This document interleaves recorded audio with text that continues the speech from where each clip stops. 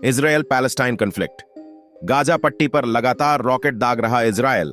1500 Hamas लड़ाकों के मारे जाने की खबर।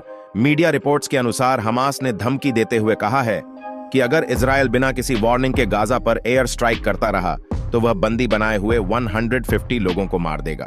बीते शनिवार यानी 7 अक्टूबर को हमास द्वारा इजराइल पर किए गए हमले के बाद शुरू हुए युद्ध का आज यानी 10 अक्टूबर 2023 को चौथा दिन है। इजराइल और हमास के बीच भीषण संघर्ष अभी भी जारी है।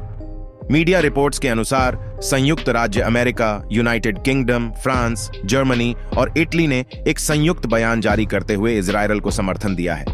उन्होंने बयान में कहा कि हम खुद की रक्षा के लिए इजराइल के साथ हैं। हमास के हमले के बाद इजराइल ने युद्ध का ऐलान किया, जिसके बाद से ही दोनों के बीच एक भीषण युद्ध चल रहा है। इसी बीच इजराइल के प्रधानमंत्री बेंजामिन नेतन्याहू ने एक बयान जारी किया है।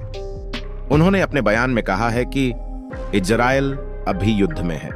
हम युद्ध नहीं चाहते हैं, मगर इसे हम पर थोपा गया है। इस युद्ध की शुरुआत हमने नहीं की है, मगर इसे खत्म हम करेंगे। एक समय था जब यहूदी लोग राज्यविहीन और रक्षाहीन थे, मगर अब नहीं है।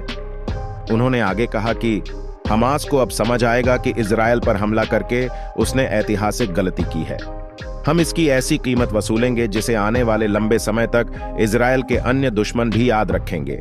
इजराइल के प्रधानमंत्री ने अपने बयान में हमास की तुलना आइसिस से की है।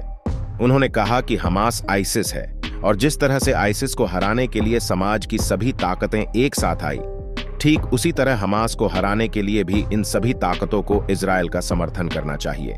राष्ट्रपति जो बाइडेन को किया धन्यवाद। पीएम बेंजामिन नेतन्याहू ने अमेरिका के राष्ट्रपति जो बाइडेन को इजराइल के समर्थन के लिए धन्यवाद किया।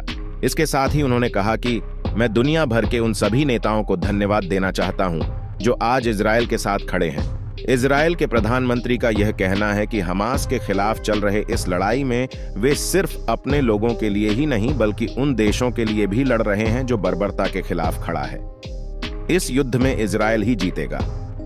300वीं ब्रिगेड के डिप्टी कमांडर की मौत। इजराइल डिफेंस फोर्स ने ट्वीट के जरिए जानकारी दी कि इस युद्ध में 300वीं ब्रिगेड के deputy commander LTC Aleem Abdullah सोमवार यानी 9 अक्टूबर 2023 को लेबनान से इजराइल में घुसपैठ करने वाले आतंकवादियों का सामना करते समय मारे गए। IDF उनके परिवार के प्रति अपनी हार्दिक संवेदना व्यक्त करता है।